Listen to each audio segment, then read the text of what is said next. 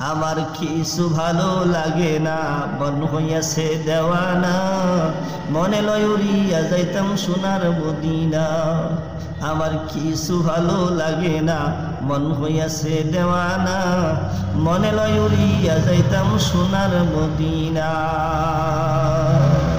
কুরাসান শহরে একজন আশেকে ও রসুল ছিলেন, যুবক মানুষ, আল্লাহর ওলি হযরত জামবিদ রহমাতুল্লাহি আলাইহি। তিনি সোনার মক্কা মদিনায় হজ করার জন্য, রাসূলুল্লাহ সাল্লাল্লাহু আলাইহি সাল্লামের রওজা জিয়ারত করার জন্য, আল্লাহর ঘর বাইতুল্লাহ তোয়াফ করার জন্য, হজরতে আসওয়াদ পাথরের চুমু খাওয়ার জন্য তিনি সেই মক্কা মদিনা থেকে দক্ষিণ দিকে, সেই খোরাসান শহর থেকে তিনি রওনা দিলেন উত্তর দিকে একটা ঘোড়া নিয়ে। আল্লাহর ওলি জামবিদ রহমাতুল্লাহ আলাইহি, যুবক মানুষ আসতেছেন।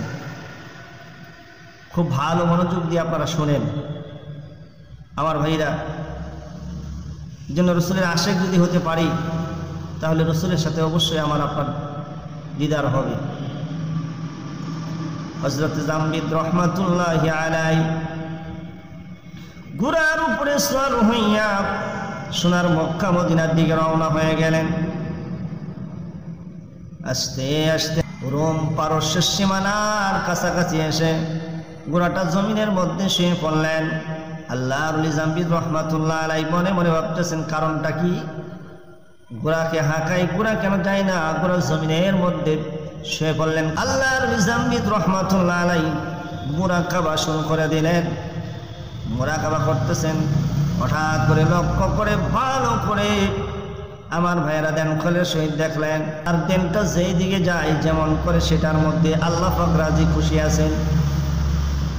এই জন্য জামবিদ রহমাতুল্লাহ আলাইহি ঘোড়াকে আর প্রহর করলেন না, মারলেন না।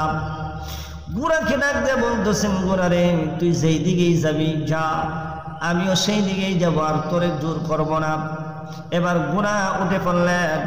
ঘোড়া ওঠার পরে আল্লাহর ওলি জামবিদ রহমাতুল্লাহ আলাইহি ঘোড়ার উপরে চড়ে বসলেন। সওয়ার হয়ে আবার ঘোড়া উত্তর দিকে না যাইয়া সরাসরি পূর্ব দিকে রওনা হয়ে গেলেন রোম পারস্যের শহরের ভিতরে, অর্থাৎ ওই রোম পারস্যের দিকে তিনি ঢুকে পড়লেন।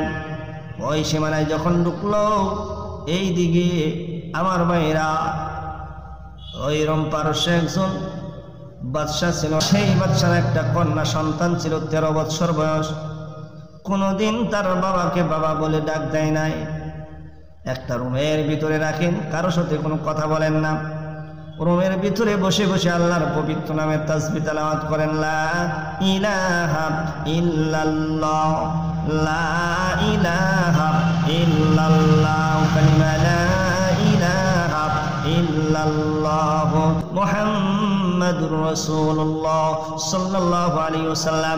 আল্লাহর কালাম পড়েন, তাসবিহ তেলাওয়াত করেন। আমার ভাইরা রে, হঠাৎ করে আজকে এমন এক সময় ওই মেয়েটা চিৎকার করে বাবা বাবা বলে ডাকতেছে। এই শব্দটা যখন বাদশার কানে গেছে, বাদশা দৌড়ে এসে মেয়েটার কাছে হাজির হয়ে গেলেন। মা, কতদিন হয়ে যায় মাগো, তোমার জবান থেকে আমি আব্বু ডাক শুনি না। আজকে অনেক দিন পর, 13 বছর পরে তোমার জবান থেকে, তোমার মুখ থেকে আব্বু ডাক শুনলাম। কি জন্য ডাকো গো মা? এবার মেয়েটা ডাক দিয়ে বলতেছে, বাবা তুমি 2 জন লোক পাঠিয়ে দাও। আমাদের সীমানার ভিতরে একজন আল্লাহর ওলি ঢুকেছে, একজন যুবক ঢুকেছে, আর তার নাম হলো জামবিদ, আর তার বাড়ি হলো খোরাসান শহরে। ঘোড়ার উপরে সওয়ার, সোনার মক্কা মদিনায় তিনি যাওয়ার জন্য নিয়ত করেছিলেন। সেই ঘোড়া সেই দিকে না যাইয়া আমাদের রোম পারস্যের সীমানার ভিতরে প্রবেশ করেছে। আব্বু, ওই যুবকটাকে নিয়ে আমাদের দরবারে হাজির করার জন্য বলো। এবার বাদশা মেয়েটার কথা মতো 2 জন সোনা পাঠিয়ে দিলেন, 2 জন লোক পাঠিয়ে দিলেন। যাইতে যাইতে যাইতে যাইতে যুবকটার সাথে সাক্ষাৎ হয়ে গেল। জিজ্ঞাসা করলেন, আপনার নাম কি? আপনার নাম কি? জামবিদ রহমাতুল্লাহ আলাইহি বলে, হ্যাঁ আমার নাম জামবিদ। তোমরা কেমনে জানলা? বলতেছে, আপনার বাড়ি কি খোরাসান? বলতেছেন জি আমার বাড়ি হলো খুরাসান। আপনি কি মক্কা মদিনায় যাওয়ার জন্য তিনি রওনা করেছিলেন? বলতেছেন হ, সোনার মক্কা মদিনায় যাওয়ার জন্য নিয়ত করে আমি ঘোড়াটা হাঁকাইছি। এই পর্যন্ত এসে ঘোড়ার সামনের দিকে যায় না, শুধু পূর্ব দিকে যায়।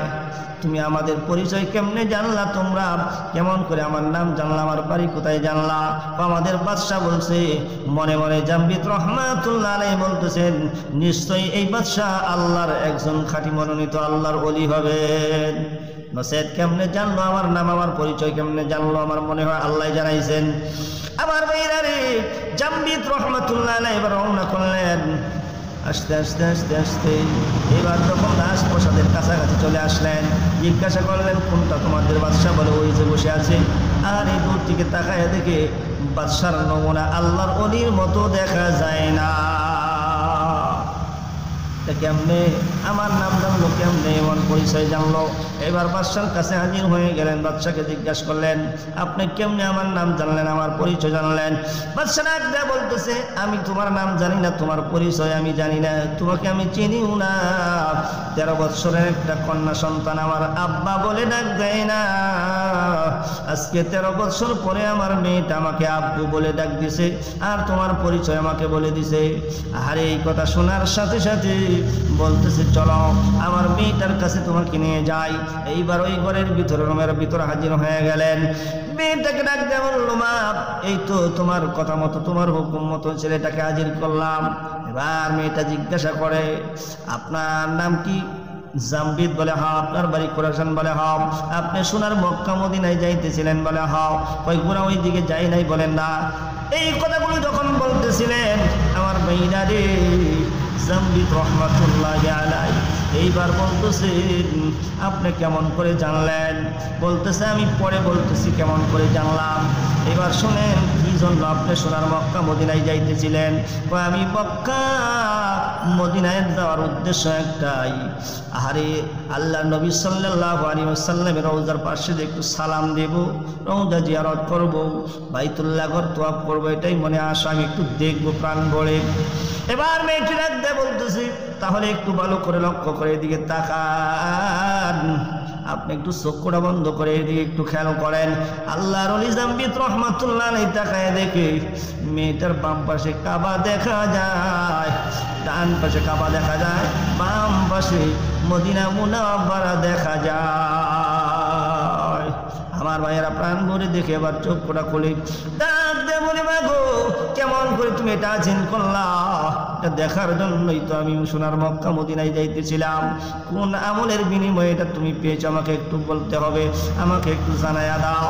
মেয়েটি ডাক দিয়ে বলতেছে তাহলে শুনেন আল্লাহর ওলি জাম্বিত রহমাতুল্লাহ আলাইহি, আমার বুঝ যখন থেকে আসলো, যখন থেকে আমি কথা বলতে পারি, তখন থেকে আমি ঘরের ভিতরে বসে বসে আব্বুরে আব্বু ডাক দেই না, কাউকে আমি কারোর সাথে বেশি কথা বলি না।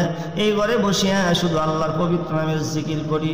জিকির করতে করতে লা ইলাহা ইল্লাল্লাহু মুহাম্মাদুর রাসূলুল্লাহ সাল্লাল্লাহু আলাইহি ওয়াসাল্লাম, এই আল্লাহর পবিত্র নামের জিকির করতে করতে কালেমা পড়তে পড়তে পড়তে পড়তে দেখা যায় একদিন আমার অন্তরের কলবের চক্ষু খুলিয়া যায়, আমি চর্মচক্ষু বন্ধ করে সোনার মক্কা মদিনা আমার সামনে দেখতে পাই।